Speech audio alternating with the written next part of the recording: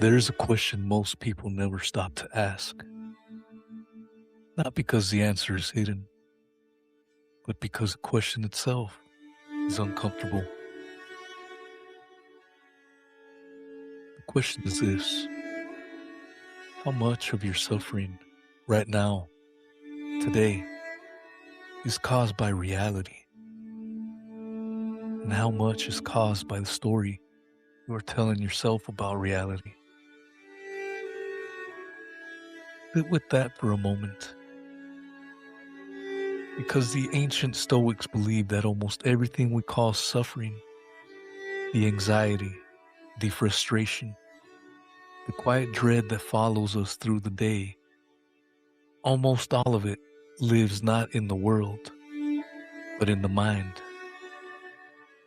And if that's true, then most important work you will ever do is not out there. It's in here.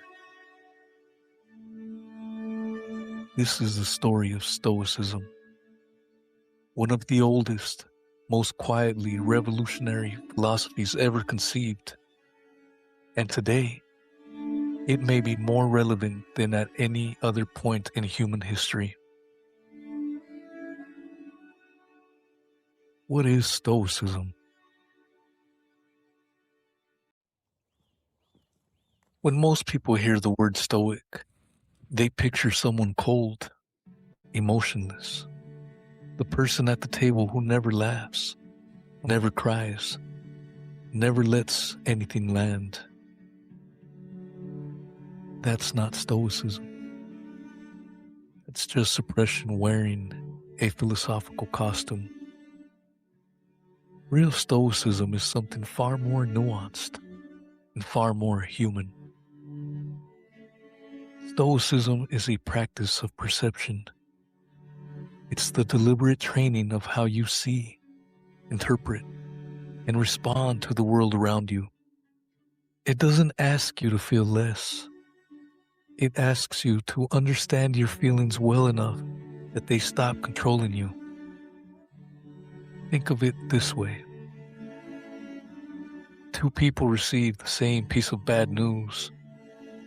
A project fails. A relationship ends. A plan collapses. One person is swallowed whole by it, spiraling, catastrophizing, unable to function for days. The other person feels the weight of it, acknowledges it fully, and then deliberately, consciously returns to what they can actually do next. Same event, completely different experience. That gap between stimulus and response, that is the entire territory of Stoic philosophy. At its foundation, Stoicism rests on one central idea. The only thing that truly within your power are your own thoughts, your own judgments, and your own actions. Everything else, or other people's behavior, your reputation, the weather, the outcome of your efforts, that belongs to the world. And the world doesn't take requests. Simple to understand, extraordinarily difficult to live. But the people who lived it, they've left behind some of the most profound words in human history. The year is roughly 300 BCE. Place: Athens, Greece. A merchant ship from Cyprus is wrecked in a storm. Its cargo, a large shipment of purple dye worth a fortune, sinks to the bottom of the sea. The merchant survives, but he loses nearly everything. His name is Zeno of Citium.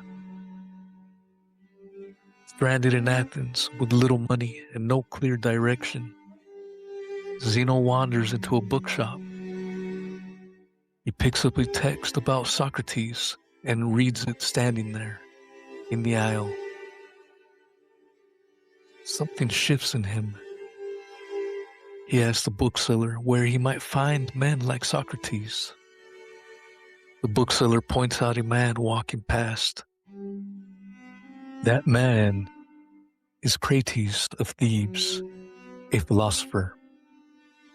Zeno follows him. And from that shipwreck, from that loss, from that chance encounter in a bookshop, one of history's great philosophical traditions is born. Zeno would go on to teach in the Stoa Poikile, the painted porch, a public colonnade in Athens. His students gathered there to learn, and in time, his philosophy took the name of the place where it was taught, the Stoa, Stoicism. But the philosophy didn't reach its full depth in Athens. It traveled through centuries and cultures, finding its greatest voices in the Roman world.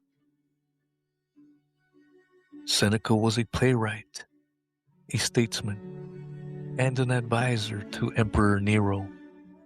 He was brilliant, practical, and deeply conflicted, a man who wrote eloquently about living simply while accumulating one of Rome's greatest fortunes.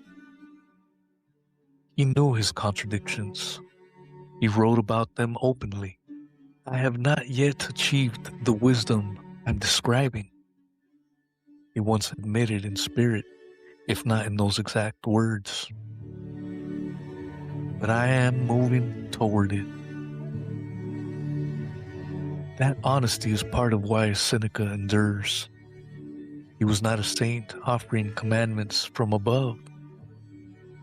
He was a man, flawed, politically entangled, morally complicated, trying to figure out how to live well, just like us.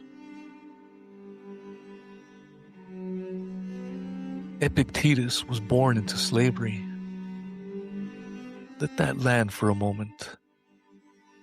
He had no name of his own, no freedom, no rights. His owner reportedly once twisted his leg to demonstrate that Epictetus had no power over his own body. According to the story, Epictetus calmly warned him, "You are going to break it." When the leg broke, Epictetus simply said, "Did I not tell you?" No rage, no despair, just clarity. He was eventually freed. He opened a school, and the philosophy he taught, distilled from a life of absolute powerlessness, became one of the most powerful philosophies of self-determination ever recorded. Epictetus understood, perhaps better than anyone, that freedom doesn't begin when the chains come off. It begins the moment you realize the chains were never inside your mind. And then there is Marcus Aurelius, Emperor of Rome, commander of armies, the most powerful man in the known world. He also kept a private journal, not for publication, not for legacy, just for himself. A daily practice of reflection, self-examination, and recommitment to living by his values.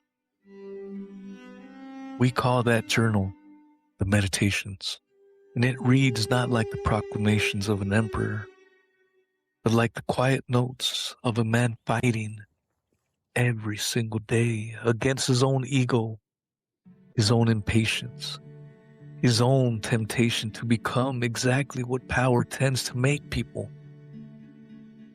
He wrote things like, "The impediment to action advances action. What stands in the way becomes the way. A man who controlled an empire, reminding himself each morning that control is an illusion, and that the only thing worth fighting for is his own character. Stoicism didn't come from comfort. It came from shipwrecks and slavery and the loneliness of absolute power. And that matters.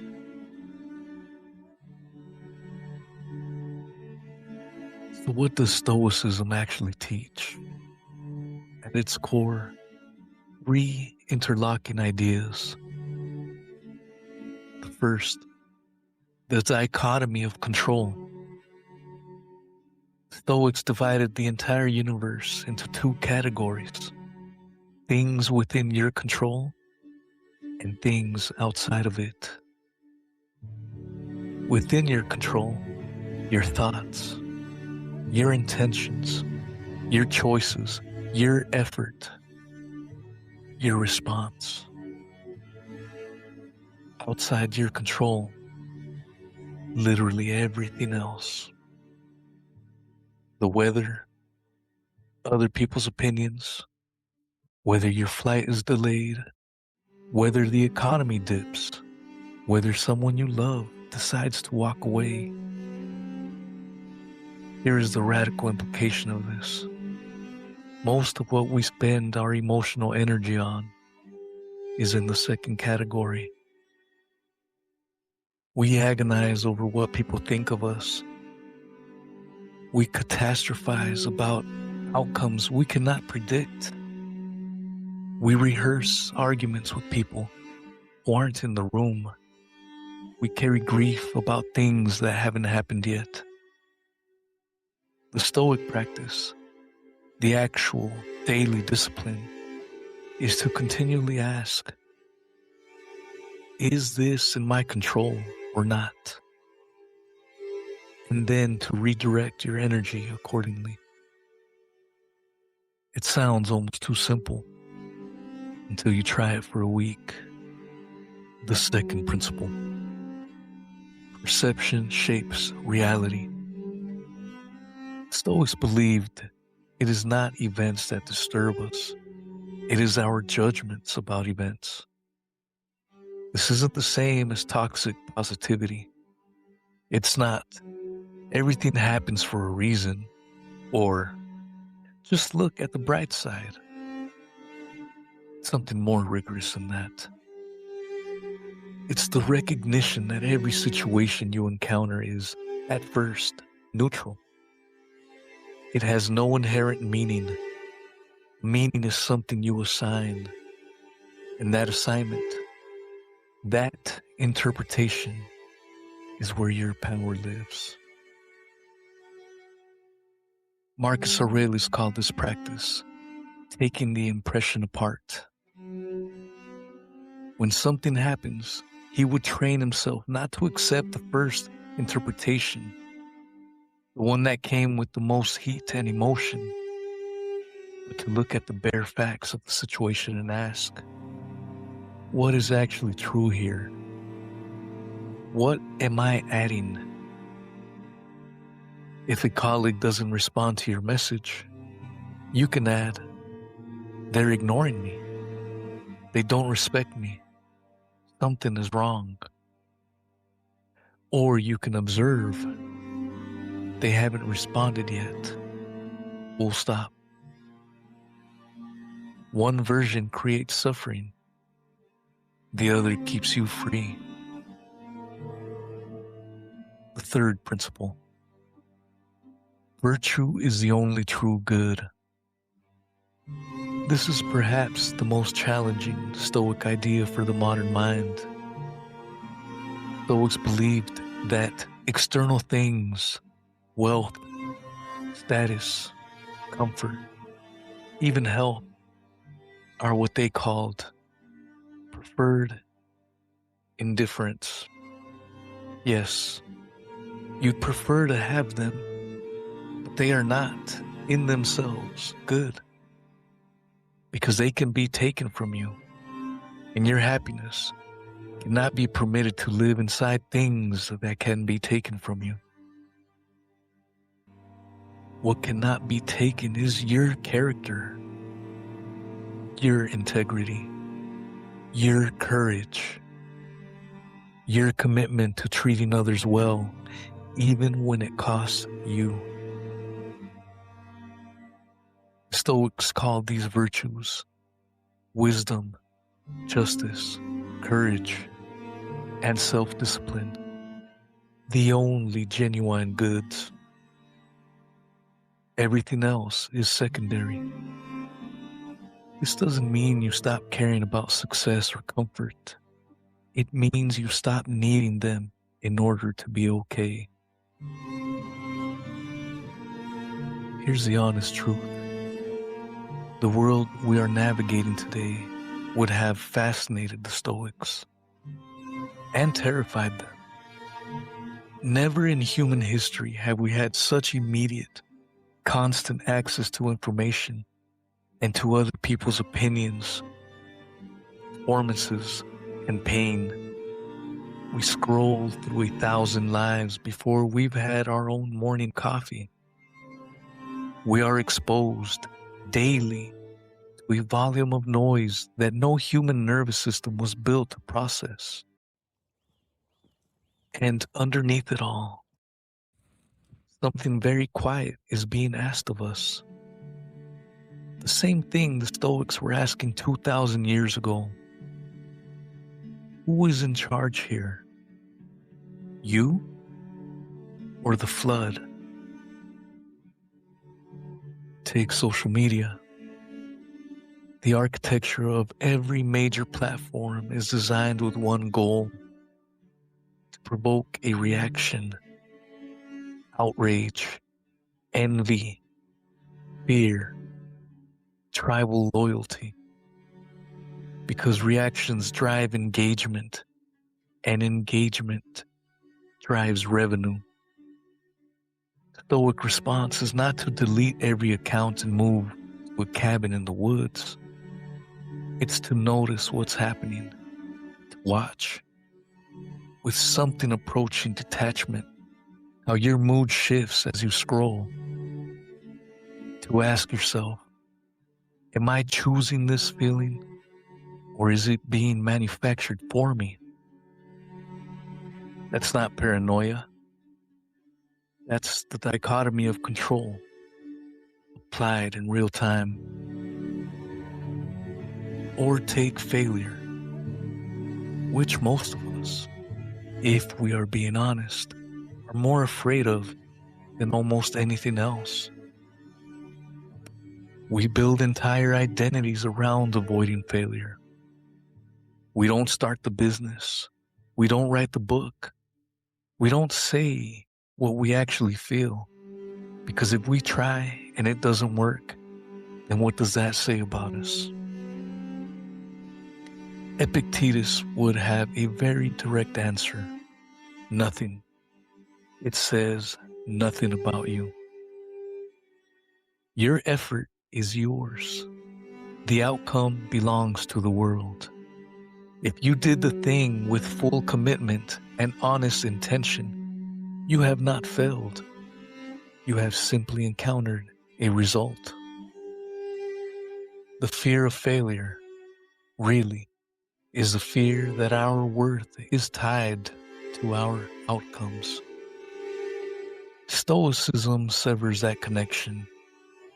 Your worth is in your character, your process, your choices, not in whether the market responded the way you hoped. And anxiety, quiet epidemic of our era. There's a practice Seneca wrote about, a kind of voluntary imagining of the worst case. He called it premeditatio malorum, premeditation of adversity. Before something important, instead of visualizing success, you deliberately imagine everything that could go wrong, clearly, specifically. You sit inside it for a moment, and then you ask, could I survive this? Could I find a way forward even from here? Almost always, the answer is yes. What this practice does is neutralize the unknown. Anxiety thrives in the vague, dark space of what if. Stoic premeditation walks into that space, turns on the lights, looks around and says, okay, I see you. I'm ready.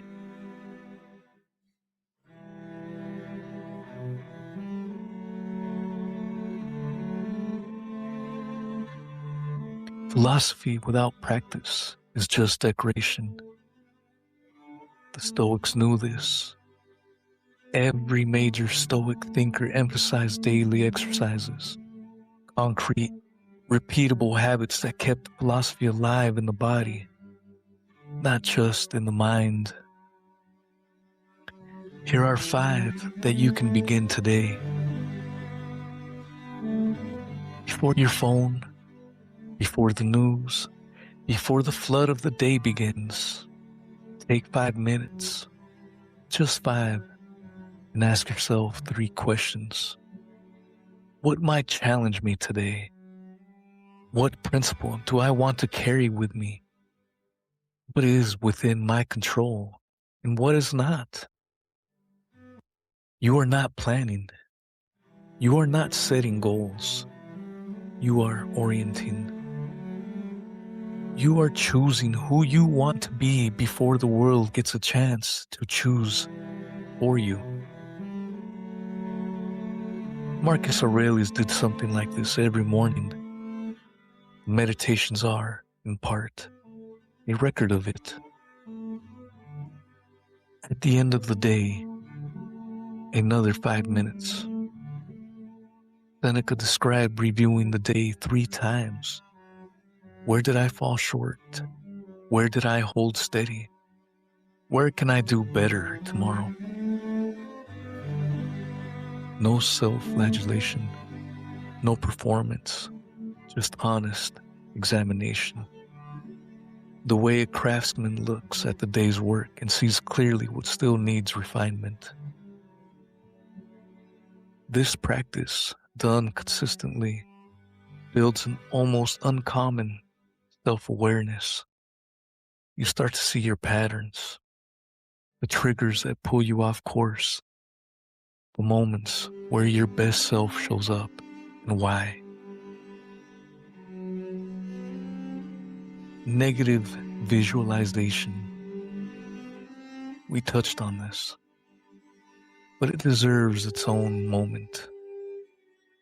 Once a week, spend a few quiet moments imagining the loss of something you value, a relationship, your health, your work, not to induce sadness, but to feel briefly and vividly how much it matters. The Stoics believed that we stop truly seeing the things we love because familiarity makes them invisible. This practice makes them visible again. It also, quietly over time, builds a kind of gratitude that doesn't depend on things going well, because you've already tasted what it would be like without them.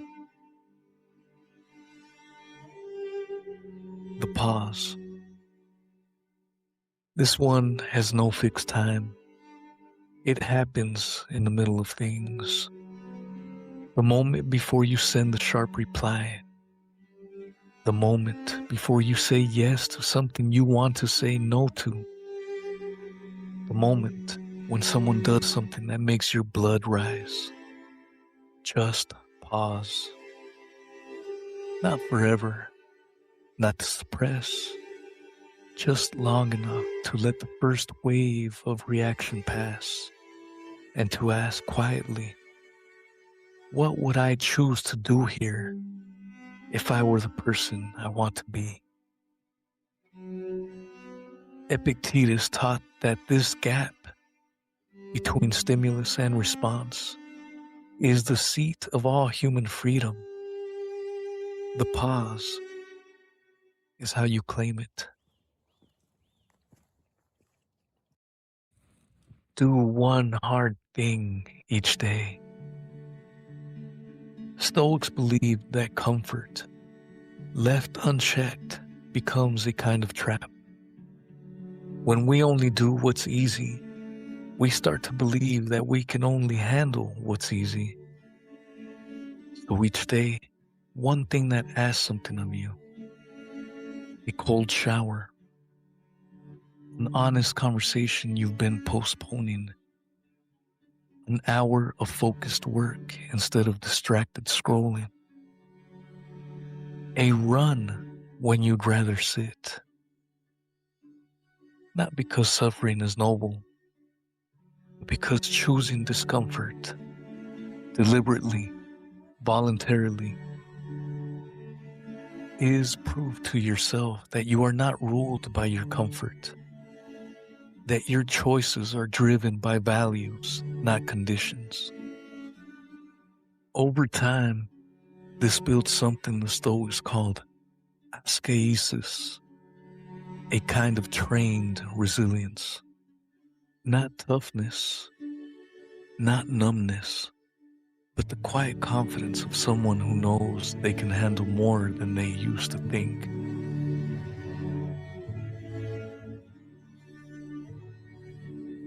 We live in an age of infinite distraction and very little stillness.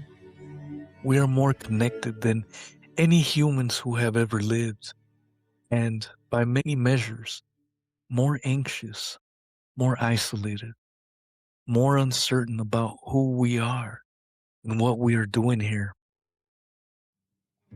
There are 1,000 philosophies available to you, 8,000 frameworks, systems, and gurus offering a path through. What makes Stoicism different, what has kept it alive for 23 centuries, is not that it offers comfort. It offers something better. It offers clarity. The clarity to see what is real and what is illusion.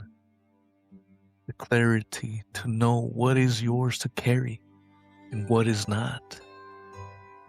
The clarity to look at your own mind clearly, without flinching, and choose who you want to be inside of it.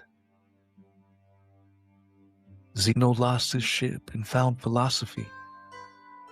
Epictetus lost his freedom and found something more durable than freedom. Marcus Aurelius had everything in the world could offer and spent his life trying to make sure it didn't hollow him out. None of them were seeking perfection. None of them claimed to have arrived. The Stoic life is not a destination. It's a direction, a daily recommitment to the same question. Am I living from my values or from my fears? That question doesn't get easier, but the practice of asking it consistently, honestly, without judgment, changes something in you, slowly, quietly, the way water changes stone.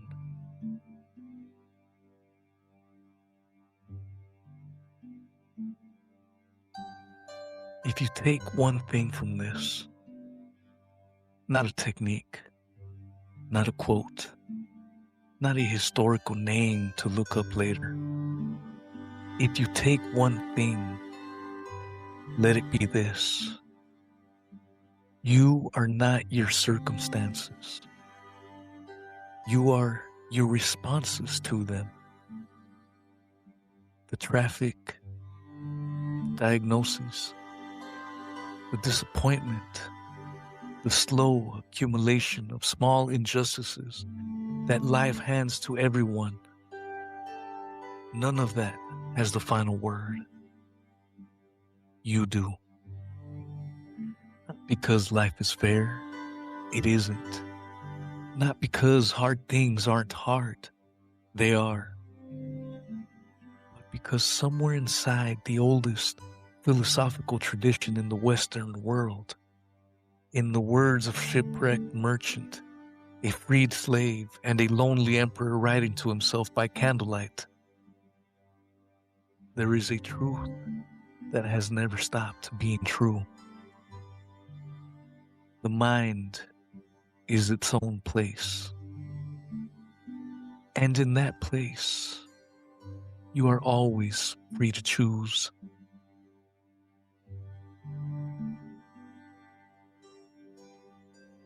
The Stoics didn't promise a life without difficulty.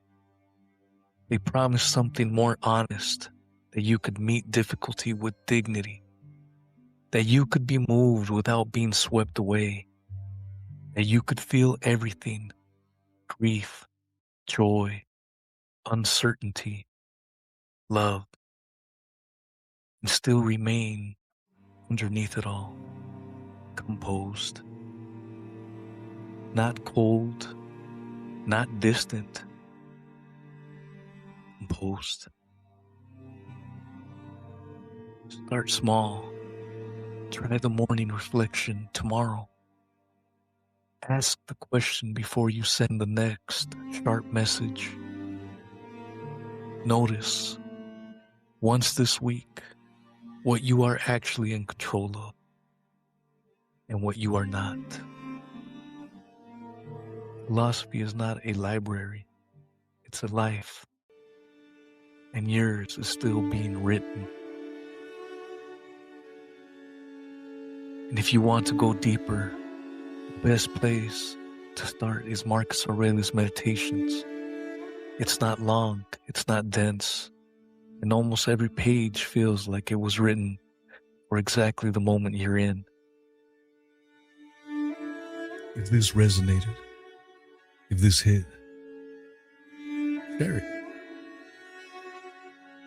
If you really enjoyed it, subscribe, follow me everywhere. We're building something real here.